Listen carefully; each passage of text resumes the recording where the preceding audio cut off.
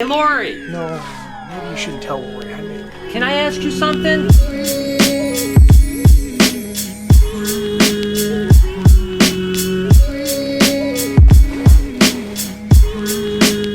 Good morning, everybody. Welcome to the vlog. How is your day going? Let me know in the comments how you're doing. And something awesome about you guys. You know, today I'm going to be packing a few snakes. You know, we ship snakes usually 4 or 5 days a week, but I don't show you guys packing all the time because I don't want you guys to get bored. But every now and then, I like to just kind of show off some of the stuff that we have going out. Today, I'm just going to show you a handful of ball pythons. But take a look at this really cool male piebald ball python. I think it's really cool because it doesn't have a tremendous amount of white. Just look at that pattern on that thing. And that's what's really cool about pies. You can really get almost anything, right? You can have a 90% one, or you can have like this one that's maybe like a 20% one. And I think they're all amazing. Sometimes I like the lower weight ones. I like the mid-size ones. Sometimes I like the high weight ones. So no matter what you like, you can find what you want. So regardless, here's a male piebald. I think we have 5 or 6 snakes to pack. So what do you say we find the next one? There you go, guys. This is an albino female ball python. I only have a couple albinos left. And it's kind of interesting. Albino ball pythons really were brought in by a guy named Joe Fossey, who got them from a guy named Emmanuel Noah in Accra, Ghana.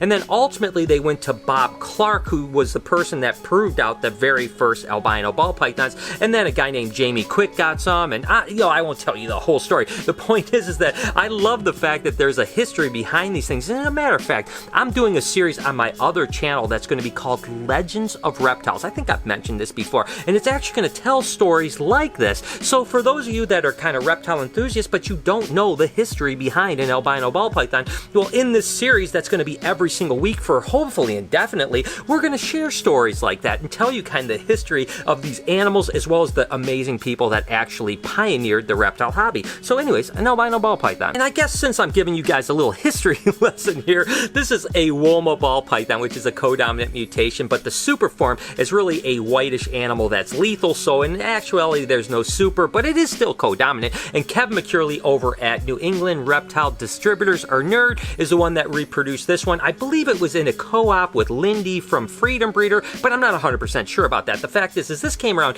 right around the same time that the spiders, and they are similar to spiders. So there was a period of time where we thought, are they the same thing or not? But it turns out that Womas and spiders completely different. And I'm actually going to head out to NERD pretty soon and visit my buddy Kevin and see some of his amazing animals, because I'm telling you what, he is a mad scientist, and you guys are going to fall in love with this guy.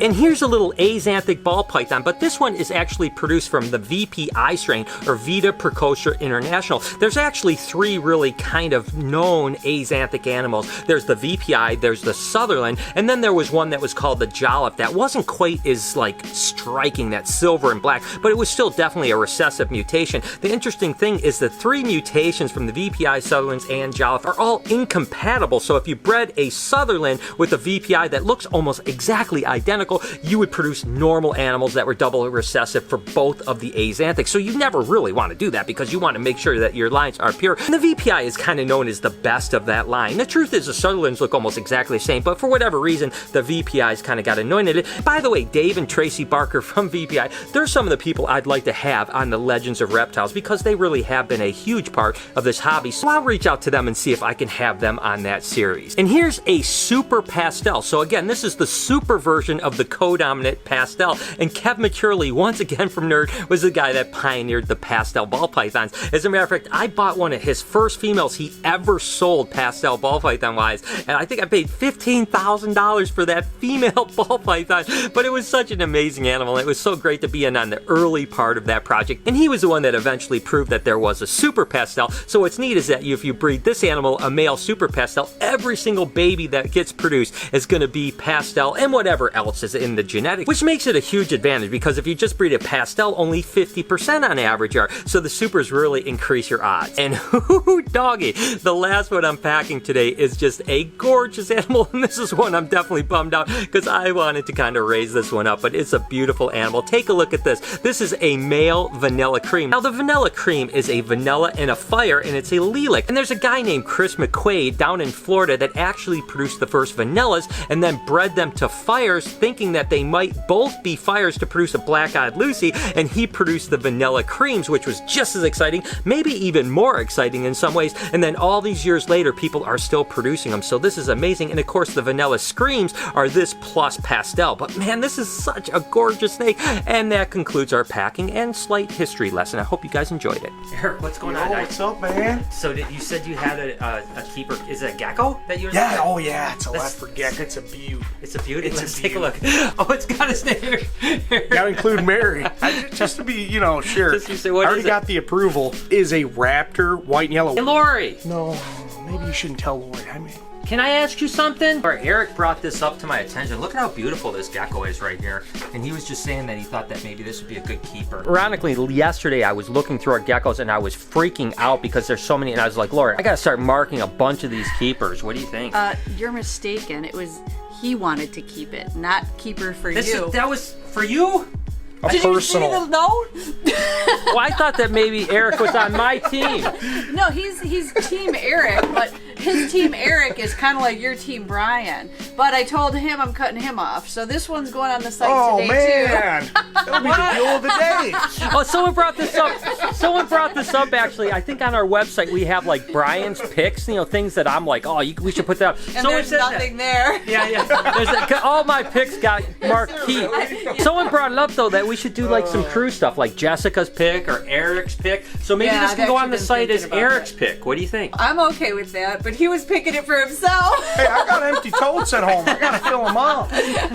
You could put all your chickens in them. Yeah, that's true. I guess that's true. Okay, all right, guys. So make sure you go to bhbreptiles.com. We're gonna have Eric's pick, and this will be the first one up there. Does that sound good? Yeah. 'Tis the season for rainbow boas. That's right. This is a Hypo Brazilian rainbow boa, and you know, guys, there are a ton of different types of rainbow boas. There's Colombians, there's Brazilians that we work with, but there's Guianids, there's Argentines, there's Peruvians, there's all kinds of other rainbows. But again, we only work with Brazilians and Colombian rainbow boas, and we breed them in the spring. I've mentioned before that there are pythons and boas that breed during the cool down period, sometimes late fall all the way through winter, and then there's rainbow boas and a few other things like even sand boas that can breed in the springtime. So I want to kind of take you through what that means. So basically, we cool our rainbow boas just like we do our ball pythons and other pythons. We just keep them separate, and during that time we feed them pretty well so we can get some pretty good body weight on them, and we do that for about 2.5 to 3 months. We take our hot spot that's about 95 degrees and we cycle it down to about the mid 80s at night. We also cool the daytime temperature, which is about 83, 84 degrees, and we'll drop it down to about 77, 78 degrees. This time of the year, we warm them back up where their hot spot is back to 92 to 95 degrees, and their ambient temperature day and night is about 82 to 84 degrees. Now, there's a lot of ways to keep and breed rainbow boas, but the one thing that they all need is a pretty decent amount of humidity. We use the Reptile Prime bedding, and we put it about, you know, 1.5 to 2 inches deep, and we keep it relatively damp. Now, we don't want it to be wet because a wet snake is typically not a good snake, at least stuff like rainbow boas. You don't want to be wet because they can develop like blisters and stuff like that, but basically we just keep a water basin in all the time. We keep this Reptile Prime bedding, and what we do is we'll actually communally breed. So we'll usually put one male and 2 or 3 females per cage. It's just the way we do it. Certainly lots of people do one-on-one. If you're doing specific bloodlines, like you want a particular male to breed a specific female or whatever the case may be, you can certainly do a one-on-one breeding as well. But we a lot of times will take 2 females, sometimes even 3 females, we'll throw them in a cage along with that male, and that seems to be the best success that we've had when it comes to breeding these guys. Over the last 10 or so years, there's been a number of mutations of rainbow boas, you know, both Colombian and Brazilian. I mean, there's albinos, there's T-positive albinos, and of course, these beautiful leucistics in the Colombians. There's not really a leucistic Brazilian yet, although there is some kind of white speckly animals that will eventually prove out potentially. There's a lot of really cool cutting edge stuff when it comes to rainbow boas, both Brazilian and Colombian. Again, you know, there's some polymorphic stuff as well as recessive and even maybe a couple codominant things that are in the pike. So it's pretty exciting exciting times to be into rainbow boas for sure. And in my experience, the Colombian rainbows are a little bit hardier animals, and they definitely breed a lot more consistently. If I breed 10 female Colombians, typically I'm going to get 10 females that produce babies, whereas Brazilians, it seems like if I breed 10 females, I'm going to get more like 7, maybe 8 on a really good year. Still really cool animals and still awesome to work with, but they seem to be a little bit more tricky than the Colombians. But with that said, look at these Brazilian rainbow boas right here. I mean, there is no doubt that the Brazilians are really much more attractive animals, especially as adults. The Colombians, as they get to adult, kind of brown out. You can still see some of the circles and stuff, but not nearly as prevalent as the Brazilians. And although this girl is absolutely beautiful, they can get a lot more red. I mean, take a look at this girl here. She is so beautiful. And again, people that are really working specifically with rainbows can go all the way from kind of a more dull, almost yellowish look to really unbelievably brilliant red colors. And of course, the Brazilian rainbows have that incredible sheen on them. It's that iridescence that you see in the light that basically is their namesake. I mean, it truly is a rainbow snake. I mean, what a gorgeous animal. And I tell you, they are so great to work with. So with any luck, later on this summer, we'll get a bunch of rainbow boa babies, and that's always so successful. Another animal that we start to breed this time of year are, of course, the sand boas. We've already been breeding the Indian smooth scales, but we start putting our Kenyans and rough scales together.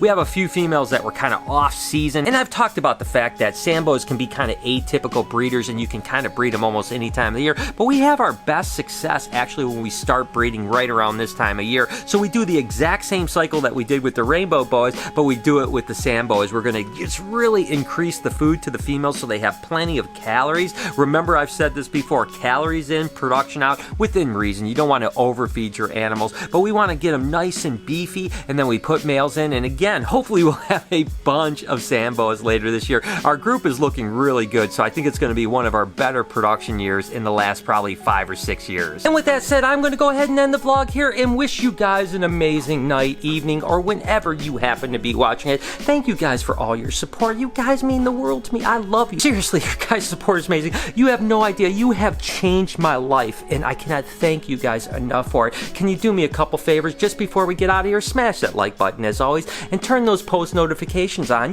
so you know when I upload a video, if the post notifications ever even work, which normally they don't. If you don't get a notification, just remember, I upload a video every day, 7 days a week at 9 o'clock in the morning Eastern Standard Time. Even when the clocks change, it's 9 o'clock Eastern Standard Time. Remember to be kind to someone today, and I promise I'm going to see you guys tomorrow.